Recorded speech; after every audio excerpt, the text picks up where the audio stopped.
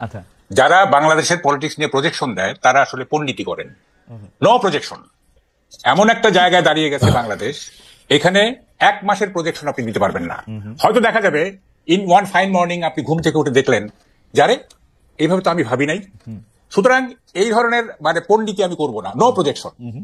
আচ্ছা, আপনি যেটা বললেন যে সেকেন্ড ইনিংস শুরু হয়েছে, দেখেন আমি ফার্স্ট ইনিংসটা যদি একটু ব্যাখ্যা করি তাইলে বিএনপি কোন পার্সপেক্টিভে দাঁড়িয়ে পলিটিক্স করতেছে এইটা আপনার কাছে ক্লিয়ার হবে। সেটা আমি একটু বলি।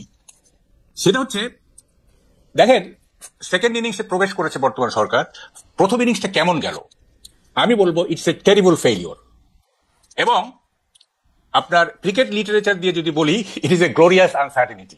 অর্থাৎ 8 অগস্ট আমরা সবাই ভেবে নিলাম যে এইবার বাংলাদেশ তুই কই যাবি, তোরে একজন নোবেল লরিয়েট ঠিক করে ফেলবে, 8 তারিখে আমরা এটা ভাবলাম। কিন্তু এখন আমরা দেখছি যে ইট ওয়াজ এ গ্লোরিয়াস আনসার্টেনিটি।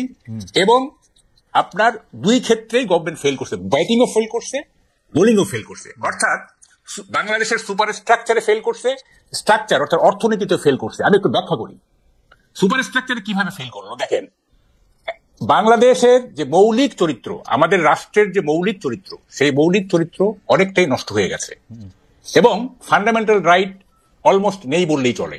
হ্যাঁ, ফান্ডামেন্টাল রাইট আছে, সেটা হচ্ছে ধর্মচর্চার ক্ষেত্রে, এইটা একেবারে সর্বোচ্চ রাইট।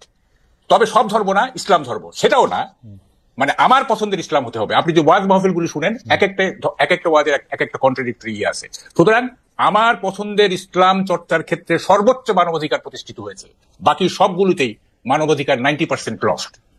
দেখেন কি হচ্ছেটা কি, বসন্ত উৎসব, লালন উৎসব, নাট্য উৎসব, ঘুড়ি উৎসব, নারী ফুটবল, স্যানিটারি ন্যাপকিন, আপনার ভিন্ন মতের বই সব বন্ধ। কিন্তু মাহবুব ভাই আমি একটু ছোট করে বলি। প্রথম কথা, ভিন্ন মতের বই বাংলাদেশে গত 50 বছর ধরে সবসময় বন্ধ হয়ে আসছে, এটা আপনি আমার চেয়ে অনেক ভালো জানেন। দাউদ হায়দার না ঠিক আছে, আচ্ছা ঠিক আছে, না না ঠিক আছে, স্টল দেওয়া হয় না, স্যানিটারি ন্যাপকিন ওরা আবার বেচবে বলছে, দিবে, কোনো সমস্যা নাই। শুনেন, এগুলি আমি পরে ব্যাখ্যা করবো, আপনি আমার তো আপনার তো সময় নাই। এমনকি দেখেন উৎসব পালনের জন্য যে ফুল, সেই ফুল আমি আজকে একটা স্ট্যাটাস দিছি, ফুল তুমি আর ফুটবে না, যদি দলিত মথিত হতে চাও তাহলে ফুটবে, কিন্তু আমাকে কোনো দোষ দিতে পারবে না, ফুল তুমি আর ফুটবে না।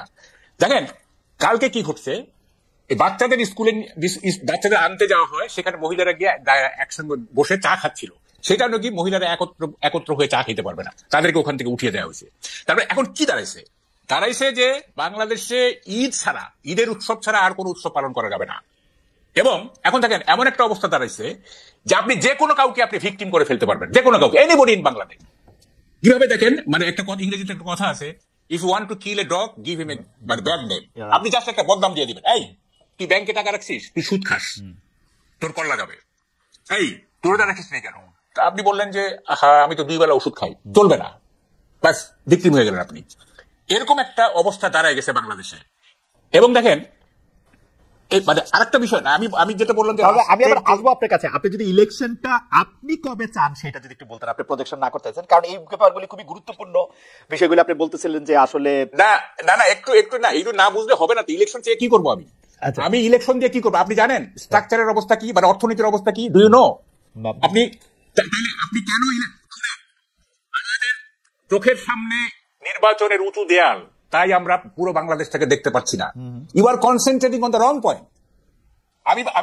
আই উড রাদার সে আপনি concentrate on the right point. হ্যাঁ, কোথায় মূল সমস্যাগুলি কোথায়? আপনি ইলেকশন দিয়ে কি করবেন? এই যে সংস্কার করতেছেন, এত কিছু করতেছেন, পলিটিক্যাল অ্যাডজাস্টমেন্ট না থাকলে, বিএনপির সাথে অ্যাডজাস্টমেন্ট না থাকলে, পলিটিক্স অফ অ্যাকোমোডেশন না থাকলে এগুলোর মূল্য থাকবে? 72 কনস্টিটিউশনে কি আছে? একটা democratic constitution, could it stop 4th amendment? Could it stop unconditional power of Zia and Ershad? Could it stop 50th amendment? একটা জেনারেল মনে করলো যে আমি টেক ওভার করবো, কনস্টিটিউশন সেটা আটকাইতে পারবে? সে তো ভাববেই না যখন কনস্টিটিউশনে কি লেখা আছে সেটা ভাববে না। আপনি কেন কনস্টিটিউশন নিয়ে এত কিছু চিন্তা করতেছেন, এত শ্রম দিচ্ছেন? আপনি পলিটিক্স অফ অ্যাকোমোডেশন করেন, আপনি পলিটিক্স অফ অ্যাডজাস্টমেন্ট করেন। তাইলে মাহবুব ভাই আপনার সাথে কিন্তু আমি কিছুটা একমত যে আমরা আসলে যে ইলেকশন চাইতেছি, ইলেকশন চাইয়া যে আরেকটা দল ক্ষমতায় আসবে বা কয়েকটা দল ক্ষমতায় আসবে, এতে আমাদের কি পরিবর্তন হবে। কিন্তু আমি প্রশ্নটা করে রাখতে চাই মাহবুব ভাই, আপনি যেই ব্যাপারগুলির দিকে আপনি দৃষ্টি আনলেন, যে আপনি বললেন যে আমার ব্র্যান্ড বা আমার আর্ট অফ ইসলাম আমি পালন করতেছি, সেই অধিকার প্রতিষ্ঠিত হয়েছে ওয়াজ। তো আমি যদি বেশিরভাগ লোক তাই চাই, আমি যদি বেশিরভাগ লোক মনে করি রমজানের সময় আমি দোকানপাট বন্ধ রাখবো এবং অন্য কাউরে আমি খাইতে দিব না, বেশিরভাগ লোকের যদি ওইটাই চাওয়া থাকে, আপনি আমি এটা বন্ধ কেন করবো? বেশিরভাগ না লোক শুনেন, কিন্তু আমি বেশিরভাগ বলি লোক শুনেন, আমি শেষ করতে দেন। From religious point of view কেউ বলতেই পারে যে আপনারা রমজানের সময় এটা পবিত্রতা রক্ষা করেন, এবং আমরা হয়তো মানলাম, কেউ মানলো কেউ মানলো না, এটা করতে পারেন। কিন্তু মানে কোনো কিছুতেই আপনি আমার নিজের মত জনগণের মত বলে চালাইতে পারেন না, unless it is validated by referendum or it is validated by election, তাই না? আমি যেটা বলছি সেটাই যে জনগণের হোল জনগণের মত, এটা আপনি বলতে পারেন না। হ্যাঁ, রমজানের সময় পবিত্রতা রক্ষার জন্য যদি বলে আমরা আমরা মানে এটা মেনে নিব, যেটা ঠিক আছে, এটা ধর্মীয় পবিত্রতা, সেটা ঠিক আছে। কিন্তু মানে অ্যাপার্ট ফ্রম সাম রিলিজিয়াস মানে ইস্যু, অন্যান্য যে কোনো বিষয়ে আপনি বলতে পারেন না যে এটা জনগণের চাওয়া। জনগণের চাওয়া বলতে গেলে আপনাকে রেফারেন্ডাম করতে হবে এবং আপনাকে ভোট করতে হবে। আপনি বলে দিলেন আমি আমিও তো বলতে পারি যে এটা জনগণের চাওয়া, তাই না? আচ্ছা কামাল ভাই, আমি আপনার কাছে আসি, আমি একটু দুদু ভাইয়ের কাছে একটা গুরুত্বপূর্ণ ব্যাপার নিয়ে আসি, তাহলে আপনার ইলেকশন নিয়ে আমি এবং জনগণের চাওয়া নিয়ে, কারণ আমি বিশ্ব রাজনৈতিক নেতৃবৃন্দ গত 200 বছর ধরে যারা তা দেখি, তাদের মতামতই তারা জনগণের মতামত বলেই চালায়। এটা বাংলাদেশেও চালায়, এটা মার্কিন যুক্তরাষ্ট্র, এখন আমি যেখানে বসে গেছি ট্রাম্প সাহেবও বলতেছে গাজার মধ্যে সে একটা সুপার বিচ বানাবে, মেক্সিকোর মধ্যে ওয়াল দিবে, এগুলি সবগুলি জনগণের নামে এসে চালায়। সে বলে যে এটা একটা কালেকটিভ ইচ্ছা, আমরা সবাই মিলে আমেরিকারে বড় করবো, তাই তো করে, একটু সুন্দর করে করে আর কি। এটা নিয়ে আপনার মতামত আমরা একটু শুনবো। আমরা একটু ইয়ার কাছে যাই, দুদু ভাইয়ের কাছে যাই। দুদু ভাই, এই মুহূর্তের খবর হচ্ছে কুয়েটে ছাত্রদল বৈষম্য বিরোধী দফায় দফায় সংঘর্ষ, বিজিবি মোতায়েন করতে হয়েছে। আমাদের দর্শকরা কিন্তু বলতেছেন যে যেহেতু ছাত্রদলের শক্তি এখন বেশি, ছাত্রদলই কিন্তু আসলে এই মারধরগুলি করতেছে এবং একটা দখলদারিত্ব প্রতিষ্ঠা করতেছে। দুদু ভাই, আপনারা এখনো ক্ষমতায় আসেন নাই, এখনই যদি এই অবস্থা হয়, সাধারণ মানুষের খুব ভয় পাওয়ার কারণ আছে কিনা? কোনো ভয় পাওয়ার কারণ নেই। খালেদ যদি শুনে যে কথাটা, ওটাই যে বিশ্বাসযোগ্য হবে এমন নাও হতে পারে। যেমন আমি দুপুরে নাগাদ শুনেছি যে প্রতিপক্ষ ছাত্র দলের উপরে চড়া হয়েছে। তা আমি বললে বিষয়টা এমন দাঁড়ায় যে আপনি তো ছাত্র দলের প্রেসিডেন্ট ছিলেন, বিএনপি করেন, তো বিধায়ক আপনি ছাত্র দলের পক্ষ নিচ্ছেন। বাংলাদেশের অনলাইনে অনেকগুলো পত্রিকাতে আসছে যে একটি ইসলাম পছন্দ ছাত্র সংগঠন খালি প্রচারপত্র বিলি করার কারণে ছাত্র দলের উপর আক্রমণ করেছে। যদি এমনটা হয় তাহলে আপনার প্রশ্নটা আমার মনে হয় উত্তর যথাযথ দেওয়া হয়েছে। 2 নম্বর হচ্ছে, আপনি আমার বক্তব্য শেষ করার মুহূর্তে আপনি মাহবুব কামাল সাহেবের যাওয়ার আগে আমাকে একটা প্রশ্ন ছুড়ে দিয়েছিলেন, যেটা আমার মস্তিষ্কে কাজ করছে। সেটা হচ্ছে যে বর্ষাবদলের মধ্যে ইলেকশন কেন হবে? 5 তারিখের কথা যেটা, হ্যাঁ, যেটা আমরা মহাসচিব বলছে বা আমাদের পক্ষ থেকে বলা হয়েছে, বর্ষাবদলে তাহলে তো গণঅভ্যুত্থান না হতে পারতো। একটা কথা আছে যে দুটো বাচ্চা, একটু ছোট্ট, আমি সময় নিয়ে 1 মিনিট, সেটা হচ্ছে এক মেয়ে আর এক ছেলে বন্ধুকে, ছোট্ট বাচ্চা একেবারে 3-4 বছরের, বলছে যে তোমার মার যে বাচ্চা হয়েছে আজকে এটা হতে পারে না, কারণ আজকে তো রবিবার তো ছুটি থাকে, রোববার কি করে বাচ্চা হয়? বলছে না, তুমি হাসপাতালে দেখে এসছো। বললাম তাহলে তুমি একটা ভুল দেখছো, রোববার কোনোদিনই বাচ্চা হতে পারে না। বাচ্চাদের কথা আর কি, এটা আমি কোথায় যেন দেখেছিলাম কৌতুকটা, হঠাৎ করে মনে হলো। তো 5 আগস্ট কোনো কিছু সম্ভব না, এটা আমার কাছে মনে হয় না সম্ভব, যদি জাতি সিদ্ধান্ত নেয়। বাড়তি একটা জিনিস হাতে নিতে হবে বর্ষাবদলের জন্য, সেটা ছাতা। অনেক প্রাকৃতিক বিপর্যয়ের মধ্যে মানুষ ভালো কাজ করতে পারে না তা না, তবে কাজটির গুরুত্ব আছে কিনা, আর সময় যদি থাকে 1 মাস এদিক ওদিক করে আরো ভালো করা, তাহলে সেটাও হতে পারে। আমি দুইটা কথা বলতে চাই। প্রথম কথা হচ্ছে গণ অভ্যুত্থান তো ক্যালেন্ডার দিয়া করা হয় নাই আসলে, এটা একটা ইট জাস্ট হ্যাপেন। আর 2 নাম্বার কথা হচ্ছে যে আপনি আমি যারা শহরে থাকি তাদের জন্য হয়তো এটা শুধু ছাতা, গ্রামের জন্য হয়তো এটার মধ্যে কাদা পারানো, পানি পারানো। এখনো তো আর বাংলাদেশ উন্নয়নের জোয়ারে একদম শেষ হয়ে যায় নাই, সিঙ্গাপুর হয়ে যায় নাই, সুইজারল্যান্ডও হয় নাই, রাস্তার আইল দিয়েই আসতে হবে, তারা কাদা ভেঙে আসবে, এটা একটু কষ্টই হবে মনে হয়। ভাই আমার কাছে, আমি আরো স্পষ্ট করে বলি, আমি শ্রদ্ধা করি 5 আগস্ট যারা রক্ত দিয়েছে, যারা বিছানায় কাতরাচ্ছে আহত হয়ে, নো ডাউট আমরা তাদের জন্য প্রার্থনা করি, আল্লাহ তাদেরকে সুস্থতা দিক, যারা শহীদ হয়েছে তারা বেহেশতের নসিব হোক। এই দিনটাকে তো স্মরণ করে একটু কাদামাটির মধ্যে যদি আমাদের কাপড় উঁচা করে হাঁটতে হয়, অসুবিধা কি? এই সেন্স থেকে তো আমরা নিতে পারি, ঐতিহাসিক ঘটনা ঐতিহাসিকের মধ্যে দিয়ে নিতে পারি। আর 2 নম্বর হচ্ছে যে শহরের মানুষটি যেটি উপভোগ করে, গ্রামের মানুষ বাধ্য হয়ে সময় রাস্তায় নামে। কাদামাটি তাদের কাছে তো কোনো ফ্যাক্টরি না। তো আমি সেই প্রসঙ্গে যাচ্ছি না, আমি মানে জাস্ট 5 আগস্টের কথাটা বিএনপি যখন বলছে সেটাকে ইয়ে করার জন্য আমি মাহবুব কালাম সাহেবকে উদ্দেশ্য করি, উদ্দেশ্য মানে আমি তাকে বড় বিষয়টি সমর্থন করে বলি, যেটা তো একটা বিরাট পরিবর্তন। আমরা পছন্দ করি আর না করি, অনেক জায়গায় অসামঞ্জস্যতা আছে। তারপরও 5 আগস্টের আগের ঘটনা থেকে কিছুটা হলো তো স্বস্তির মধ্যে আসছে, কিছুটা হলো তো ভালো একটা নজির আসছে। বাকি খারাপ কাজটা তো আমরা একটি নির্বাচিত নেতৃত্ব তৈরি করতে পারলেই, যেসব মানে খারাপ দিকগুলো আমরা প্রত্যক্ষ করছি, দেখছি, যার সংখ্যা কিন্তু 3 থেকে 4% ঘটনা, তবে বেশি আমি না। দুইটা বিষয় আপনার একটু দৃষ্টি আকর্ষণ করতে চাই। আপনার আগের বক্তব্যে আপনি এটা বলছেন যে এটা আসলে যাতে একটা গণতান্ত্রিক সরকার ক্ষমতা আসে সেই জন্য এই আন্দোলনটা হয়েছে, এবং একটা অগণতান্ত্রিক সরকার যে 15 বছর ধরে চাইতে বসেছিল তাদেরকে সরানো গেছে। কিন্তু ঘটনা হচ্ছে পাশাপাশি তো এই প্রশ্নটা আসলে করতে হবে, আপনারা যে সেম আরেকটা ওরকম সরকার হবেন না, এটার তো আসলে কোনো গ্যারান্টি নাই। আর 2 নাম্বার হচ্ছে আমরা তো দেখতেছি যে এই জিনিসগুলো নিয়ে মাহবুব কামাল ভাই সবচেয়ে বেশি উদ্বিগ্ন। এই জিনিসগুলি নিয়ে আসলে বিএনপির পজিশন কি আমরা জানি না, তো বিএনপি কোনো পজিশন আদর নিছে কিনা মাহবুব কামাল ভাই আমাদের নিশ্চয়ই পরে আলোকিত করবেন যে এটা নিয়ে সবচেয়ে বেশি কামাল ভাই কনসার্ন, সেটা বিএনপির পজিশনটা কি আসলে। কারণ আমি একটা মিনিট আসতেছি, শুধু পজিশনটা শুনে আসি। আপনি যেগুলিকে আসলে তুলে ধরছেন এবং আমার উপর একটু বিরক্ত হয়েছেন, আমি মাঝখানে আপনার একটু থামাইছি, এইটা একটু দুদু ভাইদের পজিশনটা একটু শুনে আসি যে পজিশনটা কি উনি স্পেসিফিক কিছু জিনিস। খুব সহজ, যদি মাথা কাজ করে। জি, আমরা শেখ মুজিবের কাছে আর যাই করি, রক্ষী বাহিনী প্রত্যাশা করি নাই, আমরা একদলও প্রত্যাশা করিনি। তার মতো একটা এত বড় নেতার কাছ থেকে আমরা দুর্ভিক্ষ প্রত্যাশা করিনি।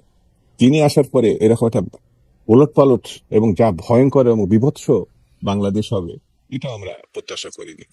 আবার সেই জিয়া রহমানের মতো, যাকে আমরা নেতাই মানিনি, যিনি স্বাধীনতা ঘোষণা করছেন বলে তাকে উপহাস করছে কেউ কেউ, সেই মানুষটি আবার সাংবাদিকদের লেখার সুযোগ করে দিবেন, দুর্ভিক্ষ তিনি এড়িয়ে জাতিকে মুক্ত রাখবেন, তিনি সকল রাজনৈতিক দলকে আবার রাজনীতি করতে সুযোগ, এটাগুলো তো কেউ জিয়ার কাছে প্রত্যাশা করেনি। সেহেতু আগামী দিন এই প্রত্যাশা না করার ঘটনাই তো তিনি ঘটিয়ে গেছেন বিএনপির মধ্যে দিয়ে। বিএনপি যত সমালোচনায় হোক না কেন, বিএনপি এরকম একটি প্রায় 1 শতাব্দীর না আপনার কাছে মনে হয় না দুদু ভাই সরকারি চাকরি থেকে এসে রাষ্ট্রের সর্বোচ্চ ক্ষমতাটা করা, এটা বাংলাদেশের রাজনীতিতে এটা আসলে ঠিক হয় নাই কাম, মানে যেটাই যেরকমই পরিস্থিতি ছিল না হোক না কেন, এটা একটা ব্যাড প্রেসিডেন্ট সরকারি চাকরি থেকে আসা। যেমন আপনার কাছে মনে হচ্ছে না যে শেখ মুজিবের মতো এরকম একজন ব্যক্তি ওয়াদা খেলাফকারী হবে? না, সেটা আমার কাছে মনে হচ্ছে, আমি মনে করি না, মনে হয়নি বলেই তো আপনি জিয়া মনে হয়েছে প্রশংসা। এখানে যদি আওয়ামী লীগের লোক থাকতো দুদু ভাই, আপনি আমাদের ট্রাস্ট করেন, আওয়ামী লীগের লোক থাকলে আমি এই প্রশ্নটা এই তার সম্পর্কেই করতাম। আমি এটা বলতেছি এটা ব্যাড প্রেসিডেন্ট না, আপনি খারাপটাকে আলোচনায় আনে ভালোটাকে খারাপ করা যায় কি করে? আপনার প্রশ্নের ধরনটা আমার কাছে মনে হয়েছে এরকম, সেই জন্য আমি ধরলাম, এছাড়া অন্য কিছু না। খালি ওকে, ঠিক আছে দুদু ভাই, আমি একটু কামাল ভাইয়ের কাছে আসি যে কামাল ভাই আপনার কাছে কি মনে হয় যে এই পজিশনটা যেইটার ব্যাপারে আপনি উদ্বিগ্ন, অর্থনৈতিক কথা আপনি আসলে বলেনি নাই, কিন্তু যেগুলি সামাজিক জায়গা থেকে যেই ব্যাপারগুলি আসলে এখন সামনে আসছে সেগুলি থেকে কি বিএনপির অবস্থানটা স্পষ্ট? আপনি কি মনে করেন বিএনপি আসলে আমাদের এই পরিস্থিতি পরিবর্তন হবে? না, বিএনপির পলিটিক্সটা আসলে আমি বুঝতেছি না রিয়েলি। দুদু ভাই স্বীকার করবেন না, বিএনপি এখন খুব বিপদে আছে। দুদু ভাই এটা স্বীকার করবেন না। কি বিপদ? দেখেন, আমি বলছি, আমি কিন্তু 7 আগস্টে বুঝে গেছিলাম যে এটা -2 থিওরি। অনেকে কেউ বুঝে নাই, কেন বুঝলাম না। Tareq Rahman next available flight ধরে ঢাকায় নামবেন এবং উনি সেলিব্রেশনে যোগ দিবেন। That was expected. যেখানে আনসারুল্লাহ টিমের ইয়েকে ছেড়ে দেওয়া হয়েছে, তারপরে শিবিরের আপনার চিটাগাঙ্গের ইয়েকে ছেড়ে দেওয়া হয়েছে, তারপর আরো অনেক জঙ্গি ছেড়ে, তারেক রহমানকে প্রেসিডেন্টের এক কলমের খোঁচায় উনি মানে কি বলে অ্যাকুইটেড হয়ে যাবেন এবং উনি চলে আসবেন, সেলিব্রেশনে যোগ দিবেন। তিনি আসলেন না। যখন আমি 8 তারিখ পর্যন্ত ওয়েট করছি, যখন দেখলাম যে 8 তারিখ পর্যন্ত তিনি আসলেন না, আমি বুঝে গেছি কেস খারাপ। তিনি কেন আসেন? আসতে দেওয়া হয় নাই, simple as that. K stop করবে তারেক সাহেবকে আসার জন্য? আমি বলি শুনেন, এইটা বিএনপি নেতৃবৃন্দ তো বলে যে আসলে আমরা কি আইনগত ভাবে তাকে আনতে চাই, আমরা এটা লিগাল ফ্রেমওয়ার্কের মধ্যে দিয়ে আনতে চাই। এগুলি আমি বিশ্বাস করি না। এইটা সরকার, ইউনূস সাহেব আসতে দেয় নাই, বা সরকার আসতে দেয় নাই, বা অভ্যুত্থানকারীরা আসতে দেয় নাই। এটা প্লেন অ্যান্ড সিম্পল। এবং দেখেন, এখনো পর্যন্ত কিন্তু তারেক রহমান আসতেছে না। এবং এখনকার সিনারিওটা কি, আপনার তো সময় কম। দেখেন, বিএনপি এখন কমন টার্গেট হয়ে গেছে, কমন টার্গেট। এখানে জামাত বিএনপির বিরোধিতা করতেছে, বৈষম্য বিরোধীরা বিএনপির বিরোধিতা করতেছে, সরকার বিএনপির বিরোধিতা করতেছে। এবং আজকে যে কুয়েটের ঘটনাটা, এটা খুব সিগনিফিকেন্ট, খুবই সিগনিফিকেন্ট। আমি কয়েকদিন আগে 3য় মাত্রায় বলে আসছি যে আমি একটা রক্তাক্ত বাংলাদেশের ক্যানভাস দেখতে পাচ্ছি, এটা রক্তাক্ত বাংলাদেশ। এবং সেইটা আমার এই প্রেডিকশন ভুল হওয়ার কথা, আমার কোনো প্রেডিকশনই ভুল হয়নি, জাগে অত ক্রেডিট নিতে চাই না আমি। কথাটা হচ্ছে যে একটা রক্তাক্ত বাংলাদেশের দিকে এগিয়ে কামাল যাচ্ছে। ভাই, এবং কামাল ভাই, আপনি হ্যাঁ, একটা কথা, এমন একটা কথা বলছেন যেটা আপনি আসলে আগেও আপনার লেখা এটার মধ্যে ইঙ্গিত আছে, কিন্তু আমি এই কথাটার সাথে সাংঘাতিক রকমের দ্বিমত পোষণ করি। আমি মনে করি তারেক সাহেব বাংলাদেশে এখন ফিরে নাই, এটা তারেক সাহেবের চয়েস। উনি কেন ফিরতেছে না সেটা দুদু ভাই কিছুটা হলে বলতে পারবে, কিন্তু বৈষম্য বিরোধী ছাত্র আন্দোলন বা ডক্টর ইউনূস তাকে ফিরতে দিতেছে না, এই ক্লেমটার পক্ষে আপনার যুক্তিটা কি? দেশ চালাতেছে এখন বিএনপি, প্রত্যেকটা জায়গায় চাঁদার থেকে শুরু করে শুনেন শুনেন সচিবদের মধ্যে বিএনপির সালাম না দিয়ে সচিব হইতে পারছে কেউ? শুনেন শুনেন শুনেন বিএনপিকে না, আমি আমার একটা হচ্ছে যে আপনি একটু অন্যভাবে বলছেন। সরকারি সবকিছু দখল করতেছে জামাত, আর বেসরকারি জিনিস দখল করতেছে না, জামাতের কাছে গেছে হচ্ছে স্কুল কলেজ, না না অন্যান্য ক্ষেত্র গেছে। যাই হোক, এখন সেটা কথা না, কথাটা হচ্ছে যে এই মুহূর্তে যদি তারেক রহমান বাংলাদেশে আসে, হ্যাঁ, তাইলে মানে উনি পুরো জিনিসটা ওনার গ্রিপে চলে আসবে, হোল নেশন তার পিছনে চলে যাবে। তারপরও কেন উনি আসতেছেন না, কি কারণে? আমার লজিক আমি দেই। তারেক সাহেবকে 15 বছর উনি ক্ষমতায় ছিল না, ওনার অনেক ডার্টি লন্ড্রি জমছে, এগুলি উনার পরিষ্কার করে তারপর উনি আসবে। উনি আগে কেন আসবে? না না, শুনেন শুনেন, দেখেন 5ই আগস্টের পরে তারেক রহমান যে ধরনের মানে ভূমিকা নিছেন, যে ধরনের বক্তব্য দিচ্ছেন, ওনার ইমেজ অলরেডি মানে কি বলে যে পুনর্বহাল হয়ে গেছে। ওনার কিছু ইমেজ খারাপ ছিল, মানে এই 2001 থেকে 2005 পর্যন্ত কিছু খারাপ হয়েছিল, এখন এটা পুনরুদ্ধার হয়ে গেছে। এখন আর উনি কেন ওয়েট করবেন, আমি তো এটি বুঝতেছি না। হ্যাঁ, উনি একটা ডেমোক্রেটিক পার্সোনালিটির ইমেজ ডেভেলপ করছেন এই গত 6 মাসে। উনি শান্তিপ্রিয় একজন নেতা হিসেবে নিজেকে মানে এস্টাবলিশ করছেন।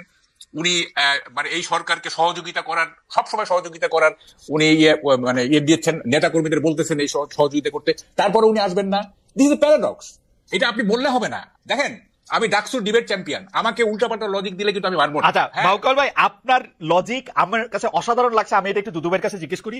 দুদু ভাই, আপনার কাছে কি মনে হয়? আমি শুধু একটা জিনিস আপনাকে বলে রাখি, বাউকাল ভাই, এই পর্যন্ত সরকার আসার পরে যা কিছু হয়েছে বিএনপি চায় না এরকম কোনো কিছু না। আমি খালি আপনার মনে করা দিতে চাই, এই বৈষম্য বিরোধী ছাত্রদের আন্দোলনের মধ্যে এটা হয়েছে, তারা প্রেসিডেন্টে সরাতে চাইছিল, পারে নাই। তারা সংবিধানে প্রোক্লেমেশন দিতে চাইছিল, পারে নাই, কারণ বিএনপি চায় নাই। আওয়ামী লীগের নিষিদ্ধ করার প্রশ্নে বিএনপি চায় নাই বলে তারা এটা করতে পারে না। বিএনপি এখন মানে কি বলে ডিফেক্টো ক্ষমতায়, তারেক সাহেব যদি নিচে দিনে আসতে পারে, তারেক সাহেবের বক্তব্য মানে কি বলে, আগে বিসমিল্লাহ পরে সুবহানাল্লাহ পয়রা প্রচার করা হয়েছে সবগুলি সরকারি জায়গায়। আমি তো এরকমই দেখতেছি যে তারেক সাহেব অলরেডি ইন পাওয়ার। যাই হোক, আমি দুদু ভাইয়ের কাছে একটু জিজ্ঞেস করি, দুদু ভাই, তারেক সাহেব আসে না কেন? সরকার তাকে আসতে দেয় না, বৈষম্য বিরোধী ছাত্র আন্দোলন তাকে আসতে দেয় না। কামাল ভাই অনেক বড় সাংবাদিক, অনেক বড় থিঙ্কার এবং অনেক বিচক্ষণ ব্যক্তি। তো সেই হিসাবে কামাল ভাই যেসব কথাগুলো বলেছেন, গণতন্ত্রের একটা সৌন্দর্য আছে। আমি একাও যদি একটা বিষয় ভাবি, সেটা আমি বলতে পারি, ভাবতেও পারি, চিন্তাও করতে পারি। তো সেটা আমার মনে হয় না যে ডিফার করার কিছু আছে। তবে এতটুকু বলি যে তিনি যে কথাগুলো বলেছেন, আমি জানা মতে এ পর্যন্ত আর দ্বিতীয় কোনো আমাদের শুভানুধ্যায়ী বা আমাদের ভালোবাসার মানুষ আর কেউ এই কথাগুলো বলেছে যে বৈষম্য বিরোধীরা তাকে আটকাইছে, সরকারের টপমোস্ট ডক্টর ইউনূস তাকে বাধা দিছে। এই কথাগুলো বোধহয় আপনার অনুষ্ঠানে যদি না আসতাম আর কামাল ভাইয়ের কথাগুলো না শুনতাম, তাহলে আমার একটা গ্যাপ থেকে যেত। এরকম কথাও তাহলে কেউ কেউ ভাবছে তিনি এই বাধার কারণে তিনি আসতে পারছেন না, এটা আমার কাছে মনে হয়েছে। তো কামাল ভাইকে ধন্যবাদ যে একটা নতুন আপনার অনুমতি দেখে আমি একটা প্রশ্ন করতে পারি। কামাল ভাইয়ের কথা কিন্তু খুবই লজিক্যাল, কারণ এই পর্যন্ত বিএনপি তারেক সাহেবের না আসা পর্যন্ত সম্পর্কে যে যুক্তিগুলি দিচ্ছে, একটা যুক্তিও ঠিক না। আইন আদালতের হ্যান ত্যান এগুলি একটাও ঠিক না, এটা নিয়ে আমি আলাদা ডিবেট করতে পারি, কারণ ইন অ্যাবসেন্সিয়া তার মামলাগুলি খারিজ হয়ে যেতেছে। উনি দেশে আসবে, মামলা খারিজ হবে, এতে কি সমস্যা? আমি তো বুঝি না। আমি তো আমার মনে হয় যে এই 1 মিনিট বা 1.5 মিনিটের মধ্যে যে কামাল ভাইকে আমি সমালোচনা করছি বা কোনো শব্দ ব্যবহার করছি, এটা তো মনে হয় না। ঠিক যেটুকু বলি না, আমি এতটুকুই বলছি যে এটা গণতন্ত্রের সৌন্দর্য, এটা ভাবতেই পারে, বলতেও পারে।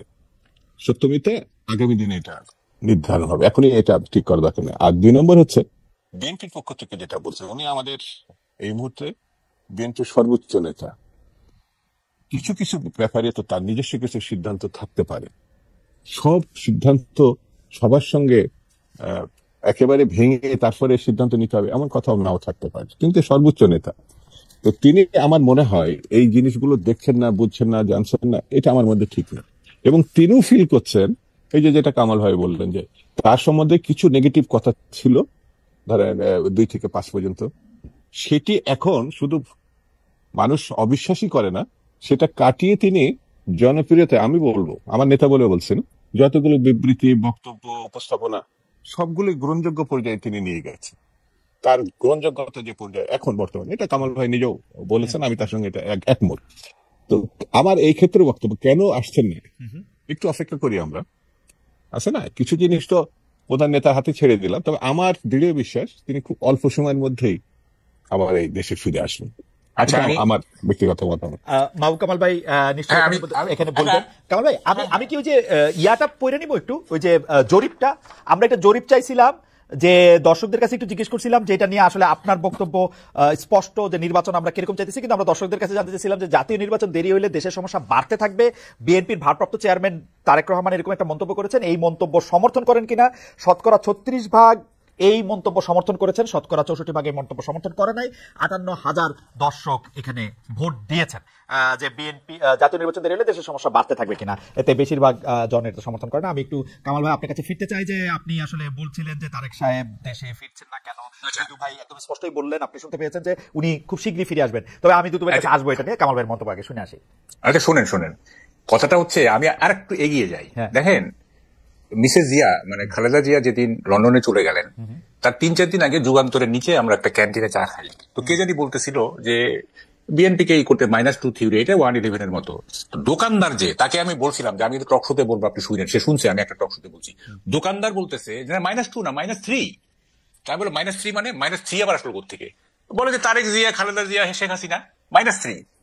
মানে সে বলতে চায় খালেদা জিয়াকে আসতে দেওয়া হবে না। আমি এটা আই ডো নট এন্ডোর্স, সে বলতেছে আর কি, দোকানদার কিন্তু সে, হ্যাঁ, এইভাবে সে ভাবতেছে। যাই হোক, এখন দেখেন মানে বিষয়টা কোথায় গিয়ে দাঁড়াইছে। এই যে মানে স্থানীয় সরকার আগে না কি বলে যে জাতীয় নির্বাচন আগে, এইটাতে যে এই যে গভর্নমেন্ট উপদেষ্টারা বা গভর্নমেন্ট যে স্থানীয় সরকারের পক্ষে নিল, মানে এটার পক্ষে থাকলো, এটা কারণটা কি? এইটার কারণটা হচ্ছে যে বিএনপিকে মার্জিনালাইজ করা। তারা ক্ষমতায় থেকে ছাত্রদের দিয়ে তারা গ্রাসরুট লেভেলে অর্গানাইজেশন করবে, অর্গানাইজেশন শেপ একটা ভালো জায়গায় ভালো একটা অর্গানাইজেশনের শেপ দিয়ে তারপরে তারা ন্যাশনাল ইলেকশনে পার্টিসিপেট করবে, যাতে তারা ন্যাশনাল ইলেকশনে জিততে পারে। এটাই তো উদ্দেশ্য, এছাড়া আর কি উদ্দেশ্য থাকতে পারে? না, এখন আমার উদ্দেশ্য থাকতে পারে আমি বাংলাদেশের বা পৃথিবীর সবচেয়ে বিলিয়নিয়ার হইতে চাই, এটা উদ্দেশ্য হইতে পারে, কিন্তু এটা ফলাফল তো আমি দেখতে পাচ্ছি 3 সিট। হ্যাঁ, 3 সিট ম্যাক্সিমাম। এই যে ধরেন যদি এইটা সত্যি সত্যি এইটাই উদ্দেশ্য থাকে, এই উদ্দেশ্য তো কোনোদিন সফল হবে না। মানে আমরা তো পলিটিক্স দেখছি, পার্টির পলিটিক্স এই প্রথম দেখতেছি তা তো না, আরো তো দেখছি। শুনে আমাকে বলতে দেন। আমি তো বলতেছি বিএনপির সবচেয়ে খারাপ ক্যান্ডিডেটের সাথে একজন ইনফ্লুয়েন্সিয়াল সমন্বয় জিতে আসুক দেখি। দেখেন, রাজনীতি এবং নির্বাচন কিন্তু দুইটা ভিন্ন জিনিস। 91-এ আওয়ামী লীগের মিছিলের ঠেলায়, মিটিং এর ঠেলায় আমরা টিকতে পারি নাই। সবাই বলতেছে যে 220টার উপরে পাবে Awami League. I was the loan, যে আমি বলছিলাম যারা বিএনপি জিতবে। হ্যাঁ, এবং দেখেন সাইলেন্ট ভোট হয়ে গেল এবং বিএনপি জিতে গেল। জনসভা দিয়ে কখনোই মানে রাজনীতি দিয়ে এটা দিয়ে ইলেকশন মাপা যাবে না, ইলেকশন মাপা যাবে না। তো ফলে এই যে তারা শ্রম দিচ্ছে না, এই যে এত শ্রম দিচ্ছে এবং এর পিছনে বহু টাকা যাবে, বহু চাঁদা, মানে চাঁদা দিবে লোকজন, ভালোবেসে চাঁদা দিবে। হ্যাঁ, তারপরে এই যে এত টাকার কি, মানে what is the use of all this things? হ্যাঁ, আমি তো এটার কোনো দেখেন, আপনি দেখেন খালেদ, আপনি আমাকে মানে একদিন একা ডাকেন তো, মানে আমার কথার পাহাড় জমে আছে, মানে এই যে 1 ঘন্টা তাও 2 জন আমার মানে কথা শেষ না। আচ্ছা ঠিক আছে, আমি কামাল ভাই আপনার কথা আমি একাই শুনতে চাই, আপনি ওই জায়গাটা একটু বলেন তো। আমি বোধহয় আপনাকে ডিস্টার্ব করতেছি, যে আপনি ওই জায়গাটা একটু বলেন তো, যে আপনার কাছে কেন মনে হচ্ছে যে বিএনপি এর প্রতি অনেকে টার্গেট করতেছে, এই জন্য বিএনপি দুর্বল হইতেছে এবং বিএনপির শীর্ষ নেতৃত্ব আসলে এখন, আমি যদি তারেক সাহেবের কথাই বলি, যে তারেক সাহেব দেশে ফিরতে পারবেন না, বেগম জিয়া দেশে ফিরতে পারবেন না, মানে এটা আপনি কেন মনে হচ্ছে? আমি তো যে কোনো জায়গায় বিএনপির পদচিহ্নটা, পদরেখাটা, পজিশনটা খুব স্ট্রং দেখতে পাই। দেখেন, বিএনপিকে এখন যেমন আমি পার্সোনালি যেটা মনে করি, যে আলট্রা ইসলামের চাইতে বিএনপি যেহেতু মডারেট ইসলাম পার্সু করে, এই মুহূর্তে বিএনপি হচ্ছে মানে একটা আদর্শ, মানে যেহেতু আওয়ামী লীগ নাই, অন্য কেউই নাই, মানে বড় দল কেউ নাই, সুতরাং বিএনপি এখানে মানে এই যে মডারেট ইসলামের মধ্য দিয়ে, এবং তার মধ্যে যেহেতু জিয়াউর রহমান সাহেব মুক্তিযুদ্ধের একজন বিরাট নেতা এবং স্বাধীনতার ঘোষণা পাঠকারী, সুতরাং মুক্তিযুদ্ধ থাকলো, মডারেট ইসলাম থাকলো, একটা মিক্সচারের মধ্য দিয়ে আমরা আগায় যাবো। এইটা আমি পার্সোনালি বিলিভ করি, এবং আমি বিলিভ করি এইটা শিক্ষিত লোকদের সবাই এটা মনে করে, যে একটা মডারেট ইসলাম প্লাস মুক্তিযুদ্ধের চেতনা, যেহেতু জিয়াউর রহমান বিএনপির প্রতিষ্ঠাতা, হ্যাঁ, he had a magnificent role in liberation. হ্যাঁ, তো ফলে এই দলটা যদি মডারেট, যেহেতু বাংলাদেশ মানে ধর্মপ্রবণ একটা জাতি, হ্যাঁ, সুতরাং আলট্রা ইসলাম ওই মানে কি বলে যে একেবারে ফান্ডামেন্টাল সেগুলো মডারেট ইসলাম এবং মুক্তিযুদ্ধ মিলায় একটা সোসাইটি আমরা গড়ে তুলবো, এটা আমরা চাইছিলাম এবং এইটা অনেকেই এটা চায়। কিন্তু আমি বিএনপির রাজনীতিটা এটা যে এত রহস্যপূর্ণ আমার কাছে, দুদু ভাই এই রহস্য কিভাবে ভেদ করবেন আমি জানি না, এটা আমার কাছে খুবই রহস্যপূর্ণ মনে হচ্ছে। এবং আমার কাছে মনে হচ্ছে যে বিএনপির কাছে এখন মানে বেশি শত্রু হচ্ছে আওয়ামী লীগ, বর্তমান সরকার না। তারা কথায় কথায় স্বৈরাচার কথা, আরে কই স্বৈরাচার পার্ট অফ হিস্ট্রি, তাদের ফেরার আর কোনো সম্ভাবনা নাই। কিন্তু কারণ আপনি কি একটু অন্যরকম কথা বলতেছেন না, আপনি বলতেছেন বিএনপির কাছে প্রধান শত্রু আওয়ামী লীগ, কিন্তু আমি দেখলাম যে বিএনপির প্রধান একিউজ করা হচ্ছে যে তারা আওয়ামী লীগকে যথেষ্ট শত্রু মনে করতেছে না। না এখানে শুনেন, এতে স্ট্র্যাটেজিটা বুঝতে হবে। পলিটিক্স শুনেন, মানে পলিটিক্স কিন্তু is a game of tricks. হ্যাঁ, এখানে দেখেন মানে বিএনপি আপনার মানে এই যে ধরেন রাষ্ট্রপতি সরল ইত্যাদি সংবিধান অমুক তমুক এসে জাতীয় এইটা ঠিক আছে, এইটা বিএনপির পাবলিকের যে সেন্টিমেন্ট সেটাকে তারা ক্যাশ করতে চাচ্ছে। আবার দেখেন এই বিএনপি মানে এই যে কি বলে যে অন্য পলিটিক্সে যে করছে যে আওয়ামী লীগ শত্রু, এইটা হচ্ছে তারা মনেই করে যে আলটিমেট শত্রু হচ্ছে আওয়ামী লীগ। যেমন ধরেন মনে করেন 17 বছর তারা দেখেন আমি বলি, এই যে গত 15 বছর কি হয়েছে, বিএনপি কে বিরোধী দল ছিল, বিএনপি তো পার্লামেন্টের বিরোধী দল না, পার্লামেন্টের বিরোধী দল তো জাতীয় পার্টি। তো শেখ হাসিনা কেন বারবার বিএনপি জামাত করতো, কারণ আলটিমেট শত্রু হচ্ছে বিএনপি জামাত তার কাছে। সুতরাং হ্যাঁ, তারা কিন্তু জাতীয় পার্টি এগুলি পার্লামেন্টের বিরোধী দলকে তো সমালোচনা করবে, তাই না? এটা তো আনঅফিসিয়াল বিরোধী দল। আনঅফিসিয়াল বিরোধী দলকে যখন আপনি আক্রমণ করতেছেন, তাহলে আপনি বুঝতে হবে যে উনি বিএনপি, কোনো সন্দেহ নাই আপনি বিএনপিকে আপনি বলতে এখনো তাই। এখন আমার কাছে তাই মনে হচ্ছে যে একটা ইতিহাস, হ্যাঁ একটা ইতিহাসের অংশকে, যে অংশটা ইতিহাসের পার্ট হয়ে গেছে, হ্যাঁ সেইটাকে যদি আপনি বর্তমান প্রেক্ষাপটে লিঙ্ক করেন, হ্যাঁ, এবং যে আপনারা তো দেখতেছেন যে প্রধান বাধা হচ্ছে সরকার, ইলেকশন দিচ্ছে না, দিচ্ছে না। হ্যাঁ, আপনারা বাইরে যাবেন, আমরা সবই বুঝি দুদু ভাই, আমরা 53 বছর যাবত বাংলাদেশ থেকে দেখে আসতেছি। হ্যাঁ, আপনারা চাচ্ছেন ইলেকশন, গভর্নমেন্ট দিচ্ছে না, তারপরে আপনারা একটা সমঝোতা, একটা তবে কামাল ভাই একটা খুব গুরুত্বপূর্ণ জায়গায় আসছেন যে কামাল ভাই মনে করতেছেন যে আসল শত্রু চিনতে বিএনপি ভুল করতেছে কিনা, সেটা নিয়ে আমরা একটু দুদু ভাইকে শুনতে চাই। দুদু ভাই, আমি মাঝখানে একটু বলেও রাখি, প্রধান উপদেষ্টা অধ্যাপক ডক্টর মোহাম্মদ ইউনূস হয়তো মানে পলিটিক্যাল দলগুলিকে ইন জেনারেল, এবং আমার কাছে মনে হয় যে স্পেসিফিকলি আপনি আপনার উপরে নিতে পারেন বা বিএনপির উপর নিতে পারেন, যে রাজনৈতিক দল কোন ইস্যুতে একমত হয়েছে কিনা, সংস্কার কোনটা চায় বা না চায়, সেটা ওয়েবসাইটে দিয়ে দেওয়া হবে এবং এতে করে বোঝা যাবে যে আপনারা কি চান না চান। কারণ একটা কথা আপনাদের উপরে এসে পড়তেছে যে বিএনপি আর আওয়ামী লীগ আসলে একই জিনিস, সেই জন্য তারা সংস্কার চায় না, তারা জেনেতনভাবে একটা নির্বাচন করে শুধু ক্ষমতায় বসতে চায়। আসল শত্রু চিনতে আপনারা ভুল করতেছেন কিনা দুদু ভাই? এখানে ছোট করে বলি, কামাল ভাই বিস্তারিত বলেছেন, হয়তো কিছু কিছু বিষয় আছে আমি ডিফারও করতে পারি, সমর্থনও করতে পারি। আমি ওই প্রসঙ্গে না গিয়ে খালি আপনি যে প্রশ্নটা সর্বশেষ করেছেন সেটা এইভাবে আমি অ্যান্সার করতে পারি যে বিএনপি এবং আওয়ামী লীগের ভিতরে পার্থক্যটা হচ্ছে, আওয়ামী লীগ ফ্যাসিজম বলেন, স্বৈরতান্ত্রিক বলেন, অতীতে যাই করুক, গত 15-16 বছর ধরে এই প্র্যাকটিসটা সে করেছে এবং এই বিশ্বাসটা মানুষের উপরে গণতন্ত্রের নামে চাপিয়ে দেওয়ার চেষ্টা করেছে। আসলে তো স্বৈরতান্ত্রিক, আসলে তো ফ্যাসিজম। বিএনপির অবস্থান হচ্ছে ফ্যাসিবাদের বিরুদ্ধে। এখানে কিন্তু আওয়ামী লীগের ব্যাপার না। ফ্যাসিবাদের পিঠে উঠছিল বলে আমরা তাকে টার্গেট করছি, তাকে অপসারণ করার চেষ্টা করছি, তাকে পতন ঘটানোর চেষ্টা করছি। ফ্যাসিবাদ গণতন্ত্র বিএনপি একাই চর্চা করছে এমন না। এখানে বিএনপির সঙ্গে অনেকগুলো রাজনৈতিক দল বিভিন্নভাবে তারা তাদের সামর্থ্য অনুযায়ী ভূমিকা রেখেছে। তো সেই কারণে যদি কেউ এটাকে গুলিয়ে ফেলে রাজনীতিতে যে এখনো বিএনপি আওয়ামী লীগকে বা তাদেরকে রক্ষা করতে চাচ্ছে, তাহলে পরে ফ্যাসিবাদ আর গণতন্ত্রের যে পার্থক্যটা সে গুলিয়ে ফেলবে, তার কাছে স্পষ্ট হবে না। এত ঘটনার পরে আর এত মামলা পরে এটা তো আপনি স্পষ্ট করবেন যে প্রায় 60 লক্ষ আসামি, 2.5 লক্ষ মামলা, তার অধিকাংশ এখনো আছে এবং অধিকাংশই হচ্ছে বিএনপি কিছু কিছু অন্যদের উপরে বা শ্রেণী পেশার কিছু শিল্পপতি। আপনারা কি এটা পলিটিক্যালি ব্যবহার করতেছেন? কারণ আপনাদের লোক তো এখন অ্যাটর্নি জেনারেল, উনি বেশ কিছু মামলা তোলার জন্য উদ্যোগ নিয়েছেন, বেশ কিছু মামলা তোলা হয়েছে, লিস্ট চাইছে নানা জায়গায়। মামলা কথাটা আপনি যখন বলেন তখন কি এটা একটা মানে পলিটিক্যাল গেইন নেওয়ার চেষ্টা কিনা দুদু ভাই? পলিটিক্যাল গেনের থেকে একটা কথা বলি, আমি কন্যা সন্তানের পিতা, আমি তাকে লালন পালন করছি। যখন বিয়ে দিই না, সে আরেকটা পরিবারের সদস্য, এবং সেই পরিবারের সদস্য হিসাবে সে সেই পরিবারকে গুরুত্ব দেয়, তার স্বার্থকে বড় করে দেখে। তখন আমার আর এটা যদি ভাবনা মাথার মধ্যে থাকে, তাহলে মেয়ের সঙ্গে পিতার সম্পর্কটা থাকবে না। তো আমার সঙ্গে তো অনেক লোকই ছিল, অনেকভাবেই ছিল। সে আরেক জায়গায় গিয়ে যদি অ্যাটর্নি জেনারেল হয়, সে এখনো বিএনপি করে, তো বিএনপি করলে তো সে অ্যাটর্নি জেনারেলই হতো না।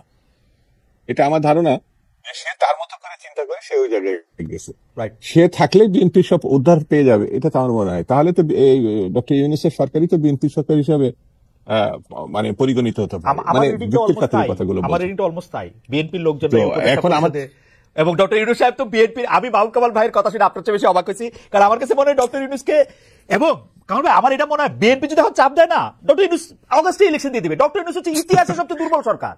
বিএনপি যদি সত্যি এটা মিন করে 5 আগস্ট না, ওই 4 আগস্ট ইলেকশন দিয়ে দিবে। বিএনপি যেদিন যাবে তার একদিন আগে। আচ্ছা, আমি একটু দুদুভাইকে একটু শেষ করে আসি। দুদুভাই একটু শেষ করে আসি। জি দুদুভাই আপনি বলতেছিলেন, সরি আমি ইন্টারাপ্ট করছি। সেটা হচ্ছে, আমি মনে করি যে কাল সকালে ঘটনাটা এটা এখনই ডিসাইড করা ঠিক হবে না, এটা আমার কাছে মনে হয়। আমি এখানে যেখানে বসে আপনার টকশোটা করছি, আপনার সঙ্গে দেখা আছে, মাহবুব ভাই কথা শুনছে, আপনার কথা শুনছে, এটা ভবিতব্য একটা বিষয়। কালকে সকালে কি হবে আপনি ধর্মের দিক থেকেও অনিশ্চিত, বাস্তবতার দিক থেকেও অনিশ্চিত। সেহেতু আমরা আগামী সময়ের কথাটা ধারণার উপরে বলছি, অতীতকে সামনে নিয়ে। তো সেই কারণে বিএনপি মানে চাপ দিলে সব হয়ে যাবে, বিএনপি মানে চাইলেই সব হয়ে যাবে, এই কথাটা এখনই বলে বিএনপির উপরে সব দায়িত্বটা তুলে দেওয়া আমার মনে হয় যৌক্তিক হবে না। বিএনপি একটি মানে আলাদা রাজনৈতিক দল, বড় দল, অতীতে সে সরকার পরিচালনা করেছে। কিন্তু আপনি একটু আগেই বলেছিলেন যে সচিবালয় বা বিভিন্ন জায়গায় বিএনপি না অন্যরাও এটা নিয়ন্ত্রণ করছে, কিন্তু বিএনপি সব কন্ট্রোল করছে, এটা যেটা আপনারা বলছেন। আমার ধারণা, আমার থেকে কম ইনফরমেশন আপনার কাছে নাই। আমার কাছে যে ইনফরমেশন, সচিবালয় বা আমলাদেরকে বিএনপি এবং জামাতই আসলে নিয়ন্ত্রণ করতেছে। বিএনপি বেশি, জামাত অল্প অল্প বিস্তর আর কি। আপনার কাছে তো মনে হয় একই তথ্য আছে। বিএনপি দুদুভাই, মানুষ আপনাকে তদবির করে না। আমার বন্ধু, আমি বলি, আমি তো সরকারি চাকরি কিছুদিন করছি, আমার বন্ধুরা তো আপনার কাছে এসে তদবির করার কথা ভালো পোস্টিং পাওয়ার জন্য, যারা এখন আমি একটু আপনার বাধাই দিই। সেটা হচ্ছে এই জন্য যে আমি বলার আগ পর্যন্ত আপনি পুরোটাই বিএনপি মানে নিয়ন্ত্রণে বলছিলেন। আমি বলার পরে জামাতকে যুক্ত করছেন। আমি যদি আবার 5 মিনিট বলতে পারি তখন হয়তো আমাকে দেন খালেদ, একটা মিনিট। এটা দুদুভাই হচ্ছে এটা বলছে। দুদুভাই, আমি কিন্তু আসলে বিএনপি কে মনে করি যে বিএনপি এই ফোর্সটার লিডিং একটা জায়গায়, জামাতকে আমি বিএনপির বড় শত্রু মনে করি না। এটা আমি পরে আসছি। কামাল ভাই কি বলতেছে? কামাল ভাই আপনি যদি একটু 2-3 মিনিটের মধ্যে একটু বলেন। না দেখেন, এই যে ফ্যাসিবাদের কথা উঠলো না, দেখেন আমি একটু বলি। দেখেন কতগুলি মানে টার্মিনোলজি আছে, একটা ফ্যাসিজম, একটা টিরানি, একটা অটোক্রেসি, একটা টোটালিটারিয়ান নিজম। দেখেন এটা প্রত্যেকটা এই শব্দগুলি কিন্তু একটা ডিফারেন্ট কনোটেশন আছে। ফ্যাসিজম হচ্ছে আপনার sovereignty of state over its population, এটা হচ্ছে ফ্যাসিজম। জনগণের উপরে রাষ্ট্রের সার্বভৌমত্ব, রাষ্ট্রের উপরে জনগণের সার্বভৌমত্ব নয়। এই যদি ডেফিনিশন হয়, তাইলে ফ্যাসিজম শুধু হাসিনা ফ্যাসিস্ট এইটা বলে এই সেন্টেন্সটা শেষ করে ঠিক হবে না। আচ্ছা, এখন দেখেন কথাটা হচ্ছে যে মানে এই যে মানে রাজনীতিটা চলছে না। আপনারা বলতেছেন যে বিএনপি দখল করছে, জামাত দখলে, কেউ তো সমন্বয়কদের কথা বলছেন না, কেউ তো মানে এই যে মানে এটা কি বলে যে দখলবাজি না, এই যে মানে তদবির তো বেশি করতেছে সমন্বয়করা। আপনারা এই জিনিসটা কেন, আপনারা তাদেরকে মানে জামাত বিএনপি নিয়ে মানে টানাটানি করতেছেন, সমন্বয়করা তদবির করতেছে বেশি। এটা আমার কাছে অনেক খবর আছে, আমি সাংবাদিক যেহেতু। সুতরাং এই যে এইভাবে কিন্তু মানে একটা জিনিসকে মানে প্রমিনেন্স দেওয়া আর একটাকে মানে সাইডলাইনে নিয়ে যাওয়া, এটা ঠিক না। আপনাকে টোটালি দেখতে হবে। কারণ আমি আপনার সাথে একমত, সমন্বয়করা তদবির করতেছেন। আপনারা কি এইটা অথেন্টিক কোন রিপোর্টিং দিয়া যুগান্তরের পাতায়, আপনার পত্রিকার পাতায় বা অন্য পত্রিকার পাতায়, টেলিভিশনের এটা হবে না, এটা কেন হচ্ছে না? মানে যে কারণে এটা হবে না, এটা সেলফ সেন্সরশিপ চলতেছে, এটা চলবে না, এটা হবে। হাসিনার আমরা ভয় পেতাম, সমন্বয়কদেরও ভয় পেতেছি। হাসিনার আমরা ভয় পেতাম, সমন্বয়কদেরও ভয় পেতাম। এইভাবে ইনডিসক্রিমিনেটলি হাসিনার আমলে বাড়িঘর পোড়ায় দেওয়া হয়েছে, ইনডিসক্রিমিনেটলি পোড়ায় দেওয়া হয়েছে। হাসিনার আমলে পোড়াইছে, বাড়িঘর পোড়াইছে, ঘোষণা দিয়ে পোড়াইছে। কিন্তু ঘটনা হইতেছে যে ঘোষণা দিয়ে পোড়াইছে, খুব দাঁড়া পোড়াইছে। হাসিনার এক্সট্রা জুডিশিয়াল কিলিং, হাসিনার লুটপাট, এগুলি সীমাহীন, এই ব্যাপারে কোনো সন্দেহ নাই। কিন্তু এখন যেটা চলতেছে, হ্যাঁ, এই যে if you want to kill a dog give him a bad name, হ্যাঁ, এই যে চলতেছে সারা দেশে আর কি, এটা তো ভয়াবহ। হ্যাঁ, এটা খুবই ভয়াবহ। যাই হোক, এখন সেটা না, কথাটা হচ্ছে দেখেন ইলেকশন কবে হবে, ইট লিটল ম্যাটার্স। সোসাইটিটা পলিটিক্স অফ অ্যাকোমোডেশনের মধ্য দিয়ে যাচ্ছে কিনা, পলিটিক্স অফ অ্যাডজাস্টমেন্টের মধ্যে দিয়ে যাচ্ছে কিনা, দ্যাট ম্যাটার্স। আপনি ইলেকশন দিয়ে কি করবেন? আমি তো বললাম বর্তমান সরকার উভয় সংকটে আছে। ইউনূস সাহেব, ডক্টর ইউনূস, উনি চাচ্ছেন যে, প্রথম থেকে আমি লক্ষ্য করতেছি, উনি চাচ্ছেন যে, উনি মনে করতেছেন যে ছাত্ররাই সব করতে পারে, মনে করতেছেন। সুতরাং ছাত্রদেরকে উনি ক্ষমতা নিয়ে আসার চেষ্টা করবেন। যদি করতে হয় তাইলে ইতিহাসের সর্বনিকৃষ্ট ম্যানিপুলেশন করতে হবে। হাসিনার আমার বুথ ক্যাপচারিং হয় নাই, রাতের ভোট দিনে হয়েছে, তারপরে জাল ভোট হয়েছে, এই হয়েছে। আচ্ছা শুনেন না, কিন্তু কামাল ভাই, ইউনূস সাহেবের কি লাভ ছাত্রদেরকে ম্যানিপুলেট করে ক্ষমতায় নিয়ে আসলে? আরে শুনেন, এক একজনের সাইকি এক এক রকম। এইটা মানে উনি মানে তারুণ্যের জয়গান গান, ওনার বক্তৃতাগুলো আপনি ফলো করেন না। উনি মনেই করতেছেন যে ছাত্র মানে ইয়াং জেনারেশন হচ্ছে আপনার সবচেয়ে মানে কি বলে যে potential section of the society. উনি মনেই করেন, এটা থিওরিটিক্যালি মনে করেন না। কেমন প্লাস হচ্ছে না, এটা মনে করেন না তো। উনার উপদেষ্টা 22 জনের মধ্যে 3 জন ছাত্র থেকে ঢুকছে, বাকি 19 জনের গড় বয়স কত আপনি দেখেন। কোথায় আপনি তরুণ? না শুনুন, এই যে আপনার কথা বলেন না, এইটা তো অ্যাডভাইজারি কাউন্সিলটাকে তো অ্যাকসেপ্টেবল করতে হবে নেশনের কাছে। আপনি সব ছাত্র নিয়ে নিলে তো এটা অ্যাকসেপ্টেবল হবে না। ছাত্র না, তরুণ নিবেন। তরুণ তো নিচে 3 জন। তাদের তো নিচে, তারা তো ফ্রন্ট লাইন থেকে পাহারা দিছে, সেজন্য তাদের নিচে। বাকিদের উনি যাদের ইচ্ছা করে নিছে, সেই এই 3 জন তো তারে নিয়োগ দিছে। 19 জন, বাকি 19 জনের ঘটনা কি? না এটা আপনাকে তো মানে এমন একটা অ্যাডভাইজারি কাউন্সিল করতে হবে। সেই অ্যাডভাইজারি দেখেন, আপনি যে বলতেছেন এই অ্যাডভাইজারি কাউন্সিলে তো ইউনূস সাহেব নিজের লোক বেশি নিছেন, তাই না? গ্রামীণ ব্যাংকের লোক, চিটাগাংয়ের লোক, এগুলো নিছেন। তরুণ নেয় নাই, কিন্তু উনি দেখা গেল যে উনি ওনার পার্সোনাল ইন্টারেস্ট সার্ভ করছেন। 3 জন তরুণকে নিয়ে ওনার যে তারুণ্যের প্রতি ওনার যে এক ধরনের কি বলে যে বায়াস, সেইটা উনি ইয়ে করলেন, মানে ম্যাটেরিয়ালাইজ করলেন। আবার ওনার যে ঘনিষ্ঠ লোকজন গুলি গ্রামীণ ব্যাংক বলেন তাদেরকেও অ্যাকোমোডেট করলেন। তার মানে উনি ওনার সে সাইকি, ওনার সাইকির রিফ্লেকশন হচ্ছে এই অ্যাডভাইজারি কাউন্সিল। হ্যাঁ, এইটা আমরা বুঝে গেছি।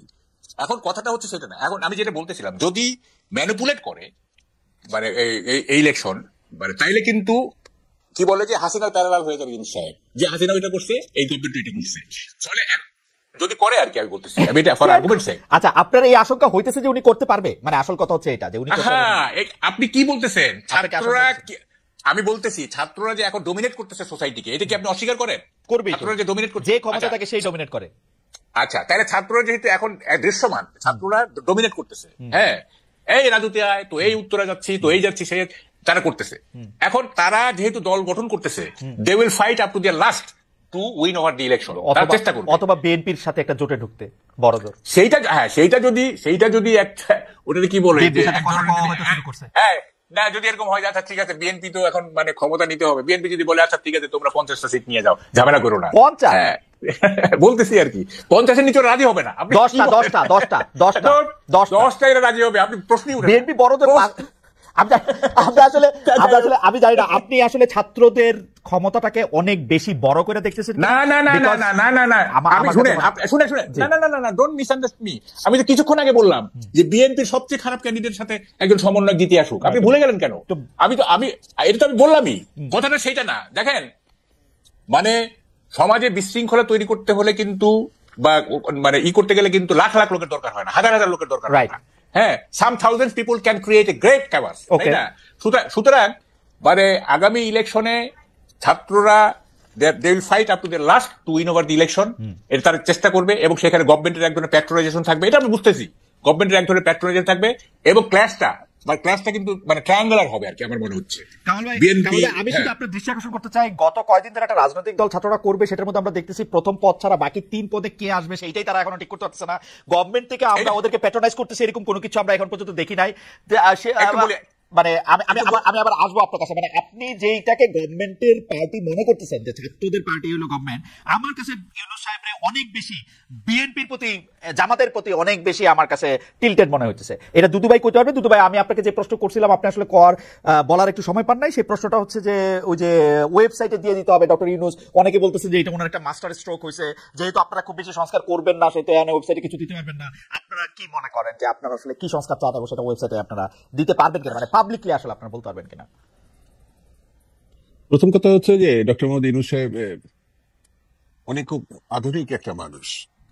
ওনার পোশাক আশাক, কথাবার্তা, চাল চলন, লেখাপড়া, এটা আমার কাছে এই যে 111 এর পরে তিনি এসএমএস এর মাধ্যমে তিনি যে একটা পার্টি করতে চাইছিলেন, তো এসএমএস এর মধ্যে দিয়ে তিনি মানুষের মতামত নিবেন, এগুলো দিকে আগ্রহ ছিল। পরে এই 27 দিনের মাথায় তিনি এই পার্টি আর করেননি। তো সম্প্রতি তিনি একটা বিদেশি পত্রিকার সঙ্গে সাক্ষাৎকার দিয়ে বলেছেন যে ছাত্রদের মানে শিক্ষার্থীদের যে স্বপ্নগুলো, যে আকাঙ্ক্ষাগুলো, সেগুলো পূরণের জন্য তাদেরকে একটি দল গঠনের প্রয়োজনীয়তা পড়তে পারে এবং এগিয়ে যেতে হবে। অর্থাৎ ছাত্ররা যেমন ভাবছে তিনিও সেটাকে আরো বেশি গুছিয়ে কাজ করার জন্য তিনি তাদের প্রতি সমর্থন।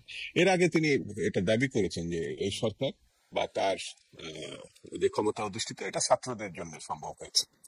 অর্থাৎ তিনি একটি রাজনৈতিক দল প্রত্যাশা করছেন এবং সেটি শিক্ষার্থীরা এর আগে শিক্ষার্থীদের কাছে কেউ দল চায় না, আন্দোলন চাইছে, বিপ্লব চাইছে, মুক্তিযুদ্ধ চাইছে, কিন্তু শিক্ষার্থীরা দল গঠন করবে এই অবস্থা কেউ ক্লাসরুমে ইন্টারমিডিয়েট অথবা হাই স্কুলের ছাত্ররা, কারণ অনেকেই কিন্তু এই আন্দোলনে হাই স্কুলের ছেলেও শহীদ হয়েছে, এমনকি শিশুরাও প্রায় 100-এর অধিক তারা শহীদ হয়েছে। সেই জন্য শিশুরাও যদি রাজনৈতিক দল গঠনের প্রশ্ন ওঠে বা তাদের সঙ্গী হতে চায়, আশ্চর্য হওয়ার কিছু নাই। এবং সেটাই ডক্টর মোহাম্মদ ইউনূস সাহেব সেটা সমর্থনও দিয়েছে। আমার কাছে বক্তব্য হচ্ছে তিনি একটি নিরপেক্ষ সরকার হিসাবে কিন্তু সরকারে আছে। এই বিষয়টি সকল রাজনৈতিক দল মনে করে যে সবার শক্তি হচ্ছে এই সরকার, কিন্তু তিনি যখন একটা পক্ষ নিয়ে কথা বলছেন, নতুন করে দল গঠন করছে, তখন বিতর্কগুলো তৈরি হচ্ছে বা বলার সুযোগ হচ্ছে। আপনি কি এইটার একটু ব্যাখ্যা দিতে পারেন যে অনেকে বলতেছেন যে না, তারা আসলে দল নিরপেক্ষ সরকার না, তারা একটা অভ্যুত্থান পরবর্তী সরকার, যেই অভ্যুত্থানের মাধ্যমে বাংলাদেশের বুকের উপর চাইপা থাকা স্বৈরাচারকে 15 বছর ধরে চাইপা থাকা স্বৈরাচারকে সরাইতে পারছে, যেই সরাইতে বিএনপি পারে নাই, জামাত পারে নাই, ওরা পারছে, সেই অভ্যুত্থান পরবর্তী সরকারের লিগেসি তারা বহন করেন। এবং এটা যদি তারা মনে করেন যে ছাত্র জনতার যে চাওয়া, সেই চাওয়াটা পূরণ করার জন্য তাদের দল থাকা দরকার, সেটাকে অন্যায় হবে কিনা আমি আরেকটু যোগ করে রাখি। আমি কিন্তু মনে করি এদের সরকারে থাকা উচিত না, এদের রাজনীতি খুবই করা উচিত। আমি এই মুহূর্তে মনে করি যে পারলে এখন নির্বাচন দিয়ে তাদের রাজনীতি করা উচিত, তাদের আসলে সরকার করা উচিত না। আমিও তাদের থেকে একটা দল প্রত্যাশা করি দুদু ভাই, সরকার এটা নিশ্চয় আপনি মনে করতে পারেন এবং আপনার সঙ্গে আমি দ্বিমত করছি না। আজকে সময় আর 6 মিনিট আছে, এই জন্য আমরা একটু সময় বাড়াই নিব। দুদু ভাই আপনি বলেন, আমরা একটু আজকে না আর সময় থাকলে এটা সাধারণত আমি ব্যাখ্যা করে বুঝাতে পারতাম। তারা দল করবে না এটা ঠিক না, যে কেউ দল করার অধিকার আছে, দল করবে। এবং আজকে প্রথম এটা হচ্ছে এমনও না, এটা স্বাধীনতার পরে পরে অনেক তরুণ যে জাসদ গঠন করেছিল, রাজনীতির সঙ্গে ডিফার থাকতে পারে, লক্ষ্য সম্বন্ধে ভিন্ন মত থাকতে পারে, কিন্তু কেউ দল করবে না এটা তো ভাবা বা চিন্তা করা ঠিক হবে না। গণতান্ত্রিক বোধ থেকে এটা আপনাকে সমর্থন করতে হবে। তারা কতটা কামিয়াব হবে না কতটা সফল হবে সেটা সময় নির্ধারণ করে দিবে। কিন্তু এখন যারা দল করতে চাচ্ছে, যে অবস্থা করতে চাচ্ছে, আর আপনি বললেন না, এটা আমি আগেও বলেছি যে বৈষম্য বিরোধী ছাত্র আন্দোলন একটা ছাতার মতো ছিল, তার নিচে প্রায় 28টা 29টা ছাত্র সংগঠন ছিল। এই যেমন এখন যারা বৈষম্য বিরোধী বলে যারা আছে একটা ছাত্র সংগঠন করেছে, এর থেকে প্রায় 28টা সংগঠন বেরিয়ে গেছে। এবং এরও কৃতিত্ব হচ্ছে ডক্টর মোহাম্মদ ইউনূসের, আমার কাছে মনে হয়েছে। আমি ছাত্র রাজনীতি করতাম একসময়, উনি যখন সর্বশেষ বৈষম্য বিরোধীদের সঙ্গে বসেছিলেন তখন ওই ছাত্র সংগঠনগুলোকে ডাকেননি ডক্টর মোহাম্মদ ইউনূস। শুধু বৈষম্য বিরোধী মানে খালি সমন্বয়কদের তিনি মনে করেছেন তারা হচ্ছে মূল ফ্যাক্টর। এবং এই সমন্বয়ক অধিকাংশ ছিল ছাত্রলীগ অথবা শিবির। ছাত্রলীগের ভিতর থেকে মানে ছায়া মতো হয়েছিল, যেই ছাত্রলীগ পালিয়েছে তারা এখন আবার মানে ছায়া থেকে রূপ ধারণ করেছে, এটা আমার কাছে মনে হয়েছে। তো করতেই পারে, এবং বৈষম্য বিরোধী একটা ছাত্র সংগঠন হতেও পারে, তারা আবার একটা রাজনৈতিক দলও গঠন করতে পারে। আমার কাছে মনে হয়েছে তারা রাজনৈতিক দল গঠন করলে, নির্বাচনে তারা জয়লাভ করলে, তারা তো নিজেরাই সরকার গঠন করবে। কিন্তু ডক্টর মোহাম্মদ ইউনূস শুধু একটা পক্ষকে সমর্থন দিবে, উৎসাহিত করবে, তাহলে ওনারও উচিত ছিল যে বিএনপি সম্বন্ধে মন্তব্য করা, বিএনপির প্রতিনিধি নিয়ে গিয়ে নিউ ইয়র্কে যাওয়া, বা ওই শুধু মাস্টার মাইন্ডকে নিয়ে যাবে। আমি একটা বলি এই কথাটা, 1 মাসের মধ্যে যদি সরকার পতন হয় তাহলে 6 মাস কেন লাগবে বাজার নিয়ন্ত্রণ করতে, আইন শৃঙ্খলা পরিস্থিতি ঠিক করতে? 6 মাস কেন লাগবে বাংলাদেশকে গণতন্ত্রের বিএনপি লোকদের চাঁদা তুলতেছে সেই জন্য পারতেছে না। এবং বিএনপি স্পষ্ট ঘোষণা দেওয়ার পরে যদি পুলিশ তাদের না ধরে, সেনাবাহিনী না ধরে, তাহলে বুঝতে হবে যে সেনাবাহিনী এবং পুলিশই বিএনপির নামে এই চাঁদা করছে। এবং ডক্টর মোহাম্মদ ইউনূসের তো নেটওয়ার্ক খুব ভালো, মানে গ্রামীণ ব্যাংক, তো গ্রামীণ ব্যাংকের লোক চাঁদাবাদি করছে এবং অন্যান্য দলকে তিনি যা সাপোর্ট করে তারা এই চাঁদাবাদি করছে, তারা আমরা স্পষ্ট করে বলে দিচ্ছি। আপনারা বলছেন কিন্তু তৃণমূল থেকে আমরা যাদেরকে দেখতে পাচ্ছি যারা কর্তা বিধাতা হয়ে বসে আছেন তারা আসলে বিএনপি করেন না। এটা আমাকে বলতে না দিলে আমি প্লিজ বলেন।